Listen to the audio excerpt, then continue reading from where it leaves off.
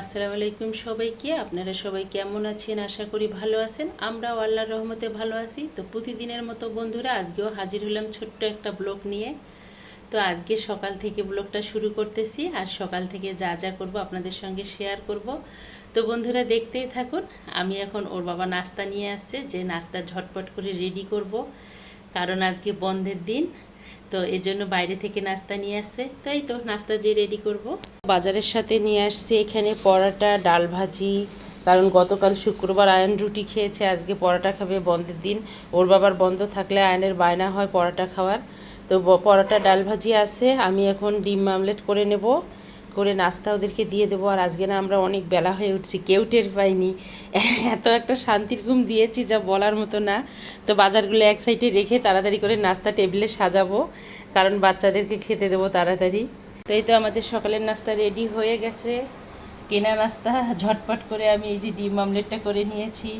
আয়ান কলা খাবে, আয়ানের জন্য কলা। এখানে আয়ানের প্লেটে হইল ডিম পোস্ট, আর আয়ানের জন্য পরোটা। এখানে ড্রাগন ফল, আর এখানে ডাল ভাজি। তো এগুলো হলো আমাদের আজকে সকালের নাস্তা। ঝটপট নাস্তাটা খাবো এখন আমরা সবাই মিলে। আর আয়ান ডাল ভাজি খাবে একটু, বেশিও খায় না, ও ডিম পোস্টটা দিয়েই খেয়ে ফেলবে পরোটা। তো এই তো নাস্তাটা খেয়ে আবারও আসতেছি। কত সুন্দর বাতাস উঠছে, এত সুন্দর বাতাস এখানে।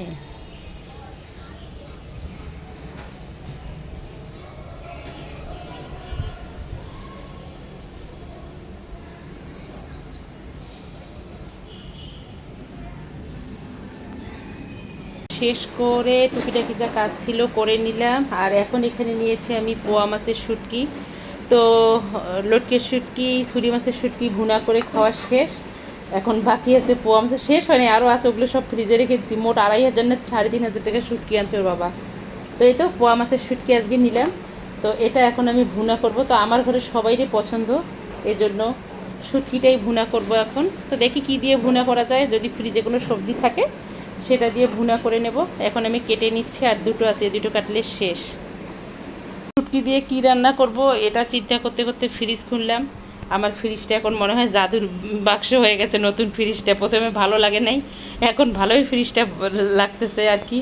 দুটো চিচিঙ্গা পেয়েছি ডয়ারে, দুটো বেগুন পেয়েছি, পেঁপে পেয়েছি, 5টা পটল পেয়েছি, ধনিয়া পাতা পেয়েছি। তো এগুলো সবগুলো একসঙ্গে কাটবো, কেটে শুটকি দিয়ে মাখো মাখো করে রান্না করব আর কি। তো এই তো এগুলো এখন কেটে নেব।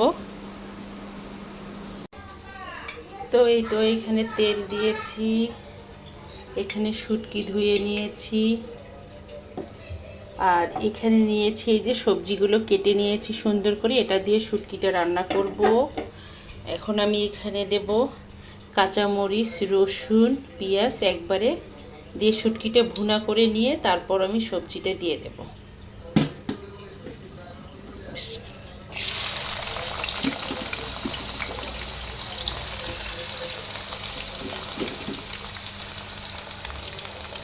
তো এই তো পেঁয়াজটা একটু ভাজা ভাজা হয়ে আসছে, আমি একটু লাল মরিচের গুঁড়োটা দিয়ে দিলাম, একটু লবণ দিয়ে দেব, আর একটু পরিমাণ মতো হলুদ দিয়ে দেব।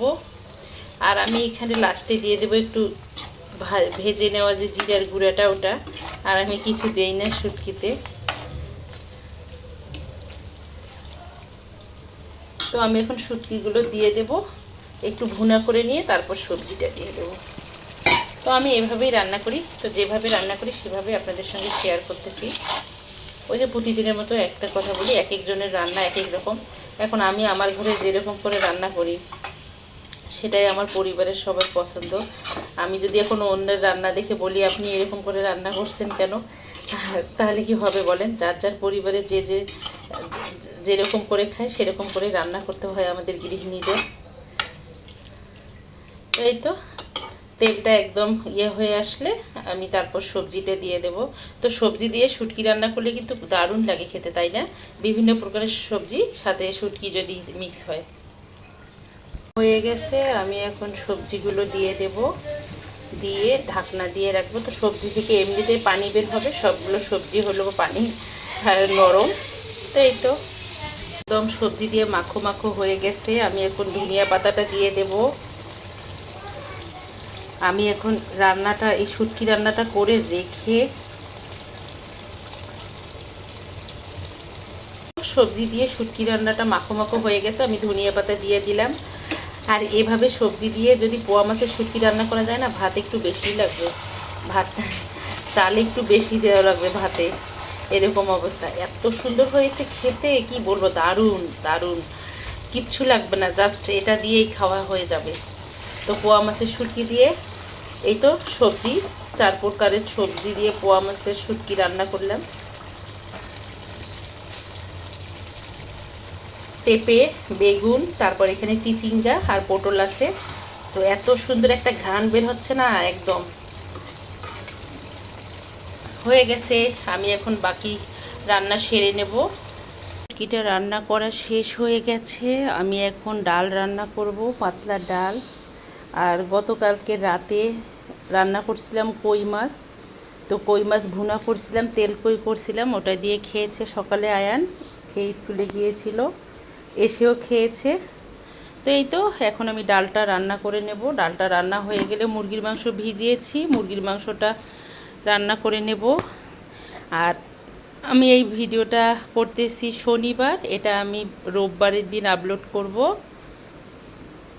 তো এই তো আরেকটা কথা বলতে চাই সবাইকে, রোববারের দিন আমার মার চোখের আরেকটা অপারেশন হবে, সবাই দোয়া করবেন যেন সুন্দরভাবে সই সালামতে আল্লাহর রহমতে আমার মায়ের চোখের অপারেশনটা হয়।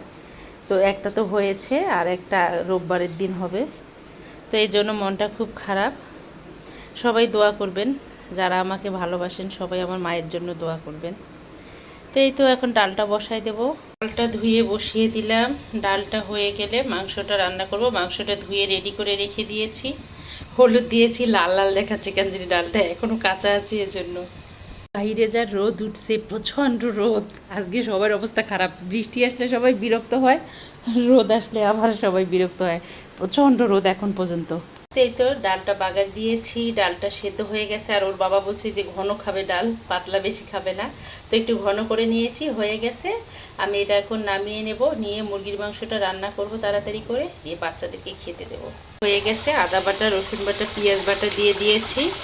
আর বাকি যা মুরগির মাংস রান্না করতে যা মশলা লাগে সবগুলো দিয়ে দিয়েছি।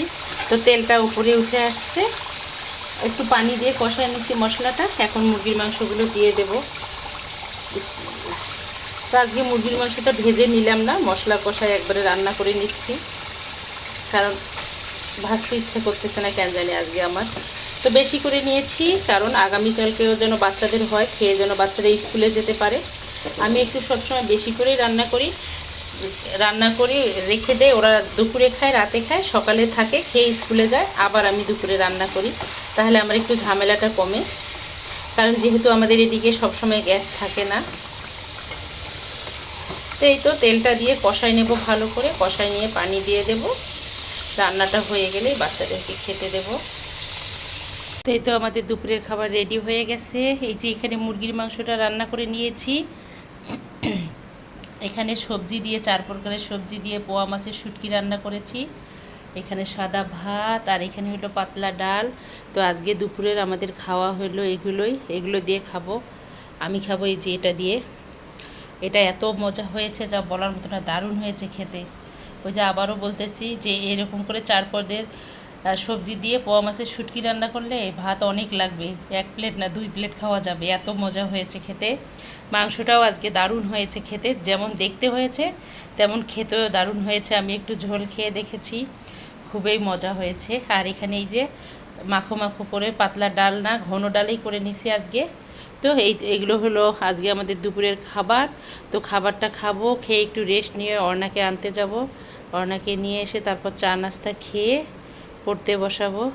তো খাওয়া দাওয়া শেষ করে অর্ণাকে আনতে গেছিলাম কোচিং থেকে, কারণ ওর বাবার অফিসে একটু আজকে কাজ আছে। তো কোচিং থেকে আসার সময় ঝালমুড়ি, মামার কাছে ঝালমুড়ি নিয়েছি, এত মজা হয়েছে যা বলার মতো না, ঝাল ঝাল।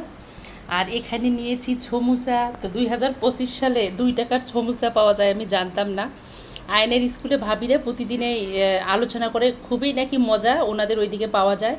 তো আমি কখনো পাইনি, আমার চোখে পড়েনি। আজকে ওনাকে আনার সময় দেখতেছি একটা গ্লাসের ভেতরে গ্লাস সিস্টেম করা, হ্যাঁ হ্যাঁ, একটা ভ্যানের মধ্যে। তো মামা বিক্রি করতেছে, আমি বললাম কত, মামা বললো 2 টাকা। তো আমি 20টা নিয়েছিলাম, সত্যি দারুণ খেতে, এত মজা যা বলার মতো না। হয়তো বা অনেকেরাই বলতে পারে যে রাস্তার জিনিস না, গ্লাসের ভেতরে খুব সুন্দর করে ছিল। তো একদিন খেলে কিছু হবে না আল্লাহর রহমতে। এই যে এখানে ছমুচা নিয়েছি আর আমার পছন্দের ঝালমুড়ি নিয়েছি, কারণ আমার বাসায় বানানোর সময় নেই আর মনটাও ভালো নেই।